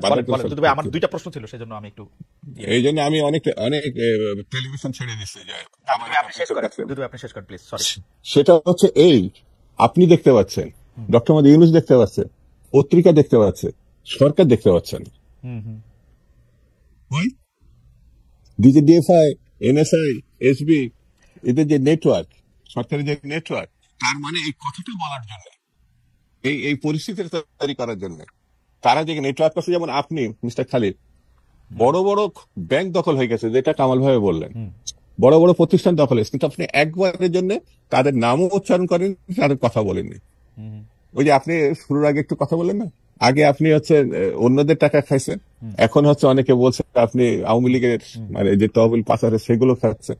এই জিনিসগুলো বলা বলির ব্যাপার না, পরস্পরের বিরুদ্ধে কাকে কে ছোট করবে সেই প্রক্রিয়ারই অংশ হিসেবে আমার কাছে মনে হয়েছে আসল ঘটনাকে আড়াল করার জন্য ছোট ঘটনাকে সামনে এনে এবং সেই ছোট ঘটনা তৈরি করা ঘটনা। আমি যেটা মনে করি সবচেয়ে খারাপ সময়টা তো বিএনপির এখন, আপনার বক্তব্য অনুযায়ী বা অন্যদের বক্তব্য অনুযায়ী, এখনই তো কালকে ইলেকশন দিলে তো বিএনপি সব পরাজিত হবে, জিতবে তো মানে বিএনপির বিপক্ষে শক্তি, সেই ইলেকশনেরও দেওয়ার কিন্তু তারা উদ্যোগ নেয় না। আমি এটা মনে করি না, এটা কামাল ভাই হয়তো মনে করেন, আমি মনে করি হচ্ছে আমার মনে করাটা আমি বলে নেই দুদু ভাই, আমি মনে করি বিএনপি নিরঙ্কুশ সংখ্যাগরিষ্ঠতা পাবে যদি এই মুহূর্তে নির্বাচন হয়। এটা আমার কাছে মনে হয় না যে বৈষম্য বিরোধী ছাত্র আন্দোলন বা বাকি সবাই মিলে এক হয়েও বিএনপির এই জয়যাত্রা ঠেকাতে পারবে, এটা আমার মনে হয় না। জি কামাল ভাই আপনি বলেন। শুনেন, এই যে ছাত্রদের দল করা না, আই স্ট্রংলি ডিফার, শব্দটা হবে তারুণ্য এবং যৌবনের দল। আপনি 21 বছর যদি লিমিট করে দেন যে ছাত্ররা এই হিসেবে দাঁড়াইতে পারবে, এইটা মানে ইট সিগনিফাইজ নাথিং। দেখেন, আপনি একটা এজ লিমিট করতে হবে, এই 28 তোর মানে আপনি তো 35 পর্যন্ত আপনি তরুণ, আপনি একটা এজ লিমিট দিতে হবে যে 28 এর পরে মানে বা এদের এই বয়সে যারা তরুণ এবং যুবক তারা একটা দল করতে পারে। আপনি 21 বছর পরে আপনার অনার্সই শেষ হয় নাই, এই সেশন জমে আপনি কিভাবে এমপি মানে ফাইট করবেন? গেল এটা। দেখেন, ছাত্রদের আমার যে পার্সোনাল ভিউটা না, ছাত্ররা সমাজে থাকবে, বলেন এমপি হিসেবে ফাইট করতে হলে কি অনার্স পাস করে যেতে হবে? না না, অনার্স পাস করতে হবে না।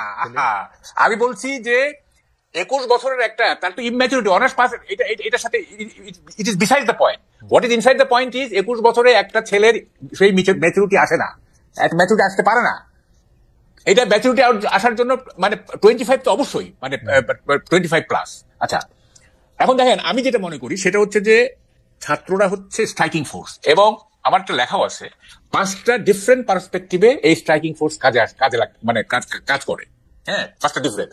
একটা হচ্ছে যে দেশটা যদি কলোনি হয়, কলোনিয়াল রুলের বিরুদ্ধে ফাইট, যেমন আমরা পাকিস্তান আমলে স্ট্রাইকিং ফোর্স হিসেবে ছাত্রলীগ কাজ করছে ইত্যাদি, এবং মুক্তিযুদ্ধে গেছে। তারপর যদি টিরানি থাকে, আমরা এই যে আমাদের সময় নাই, আপনি একটু যদি পয়েন্টটাতে আসেন যে 5টা মানে ওইটা আমরা নিশ্চয়ই লেখায় আমরা এটা দেখে নেব আর কি। আচ্ছা, না এখন কথাটা হচ্ছে যে আপনি দেখেন শিক্ষা ব্যবস্থা কিন্তু প্রায় ধ্বংসপ্রাপ্ত। আপনারা কেন খেয়াল করেন না আমি এটা বুঝি না। হ্যাঁ, ছাত্ররা দল করলে কি হবে? সব ছাত্র মানে সমন্বয়ক না, ওই দলের নেতাদের পিছনে ঘুরবে। হ্যাঁ, যে ক্ষমতায় আসলে আমরা তাদের কাছ থেকে সুবিধা নিব, কেউ লেখাপড়া করবে না, কারণ দল যদি ক্ষমতায় আসে তো লেখাপড়ার তো দরকার নাই। হ্যাঁ, এখন আপনি তো মানে শিক্ষা ব্যবস্থাটা তো ধ্বংস হয়ে যাচ্ছে, এদিকে তো কেউ খেয়াল করতেছে না। আজকে কি মানে কোন শিক্ষা প্রতিষ্ঠানে ভালোভাবে লেখাপড়া হচ্ছে, মানে হায়ার এডুকেশন হচ্ছে? সবাই তো আন্দোলন করতেছে, এই করে। তারপরে এই যে আনরেস্ট লেগে থাকতেছে, হ্যাঁ, যে কুয়েটে আছে কি হলো না হলো, এগুলি দিয়ে কি একটা জাতি আগে কথা শুনলে মনে হয় যে বাংলাদেশে আগে খুব ভালো শিক্ষা হইতো, এখন হঠাৎ করে এটা বন্ধ হয়ে গেছে, ব্যাপারটা কি তাই? না না, সেটা আমি বলছি না। শিক্ষা ব্যবস্থা তো ধীরে ধীরে ধ্বংস হইতেছে, ধ্বংস হবে, রক বটমে পৌঁছাবে, তারপরে এটা ব্যাক করবে। আমি বলি শুনেন, আমি টকশোগুলিতে বলতেছি যে শিক্ষা ব্যবস্থা দীপুমণি 40% ধ্বংস করে দিয়ে গেছে বিভিন্ন কারিকুলাম ইন্ট্রোডিউস করে, দীপুমণি। আর বাকি যে ছিল এগুলি এই যে রাজনৈতিক মানে টালমাটাল, এইখান দিয়ে অটোমেটিক্যালি এটা ধ্বংস হয়ে যাচ্ছে। এটা কেউ ধ্বংস করতেছে না, এইটা মানে ওটা কি বলে সেলফ ফাংশনিং হয়ে যাচ্ছে।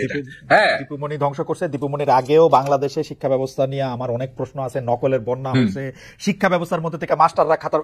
যাই হোক, আপনি এখন যেটা বলতেছেন যে সমন্বয়কের ওটা, এটার সাথে আমি একমত। আমরা সমন্বয়কদের সম্পর্কে নানা ধরনের কথা শুনতে পাচ্ছি, নানা ধরনের ব্যাপারটা এটার মধ্যে আমরা এটা বুঝতে পারছি। আমি আপনার কাছে আবার একটু আসবো, আমি একটু জি শেষ করি। আমি ওই ছাত্রদের দল না, আপনারা বলেন যে তারুণ্য এবং যৌবনের দল, তাইলে জিনিসটা মানানসই হয়। এবং এটা ছাত্রদের বললে কি দাঁড়ায়, আপনি ইট কনোট সামথিং ডিফারেন্ট। ছাত্ররা হচ্ছে, আমরা তো সংস্কৃত ইয়ের পরে আসতেছি, ছাত্রনং অধ্যয়নং তপ, আপনি বলতেছেন ছাত্রনং অধ্যয়নং রাজনীতি, এটা তো হলো না, তাই না? আপনি এটা বলার ইয়েটা শব্দগুচ্ছটা পাল্টান, এটা তারুণ্য এবং যৌবনের দল। তাইলে হবে কি আপনি একটা এজ লিমিট করে দিলে তাইলে ছাত্ররা লেখাপড়া করলো, তরুণ এবং যুবকরা আচ্ছা একটা ঠিক দল আছে, করে। এটা হ্যাঁ, এটা সেটা। এটা এটা এটা এটা আপনি একটা পয়েন্ট বলছেন। আমরা একটু দুদুবের কাছে যাই, আমরা আর 5-7 মিনিটের মধ্যে থাকবো। দুদুভাই আপনি যদি 2-1 মিনিটের মধ্যে কথা শেষ করেন তাহলে আমাদের জন্য একটু সুবিধা হয়। আপনি ওই যে ডক্টর ইউনূসের নেতৃত্বের প্রতি এক ধরনের আমি কি বলবো যে পক্ষপাতিত্ব, যারা এই বৈষম্য বিরোধী ছাত্র আন্দোলন আছেন তাদের মধ্যে তাদের কেউ ছাত্রলীগ করতো বা কেউ শিবির করতো, আমরা কিন্তু নিজেরাও এর মধ্যে দেখতেছি সামাজিক যোগাযোগ মাধ্যমে জোর আলোচনা যে এটার মূল ক্রেডিট আসলে কার, এটা নিয়ে বিরাট গ্যাঞ্জাম, শিবিরের নাকি শিবির ছাড়া ছাত্রদের, কারা এটার মধ্যে থেকে আসবে সেটা নিয়ে অনেক আলোচনা। কিন্তু ছাত্র দলের কারো কথা তো এমনিও শুনি না। দুদু ভাই, ব্যাপারটা কি আসলে এরকম না যে ছাত্রলীগ বা শিবিরের লোক তো নিতেই হবে, কারণ আন্দোলন তো ওরাই করছে, ছাত্র দলের লোকেরা তো ছিল না আন্দোলনে?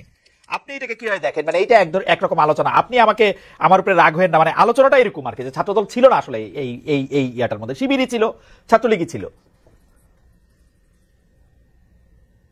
448 জন শহীদ হচ্ছে ছাত্রদল এবং বিএনপির, 448 জন। আমরা দাবি করেছিলাম যে শিবিরের কতজন শহীদ হয়েছে তারা একটা লিস্ট দিতে পারে, আমরা লিস্ট দিয়েছি, ছাত্র দলের পক্ষ থেকে বিএনপির পক্ষ থেকে লিস্ট দেওয়া হয়েছে।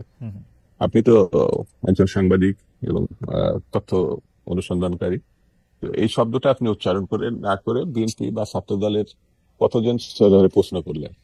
তো শিবিরের এতজন ছিল, এই কথাটা যদি আপনি বলতে পারতেন যে আপনি 400 বা 450 ছিলেন, কিন্তু প্রায় 1000-এর ঊর্ধ্বে ছিল শিবির, তা আপনারা তো তাহলে নিচে পড়ে যান, তো এই কথা বলতে পারতেন। কিন্তু সেটা না বলে শিবিরকে প্রশংসা করলেন, ছাত্রলীগকেও এক ধরনের প্রশংসা করছেন।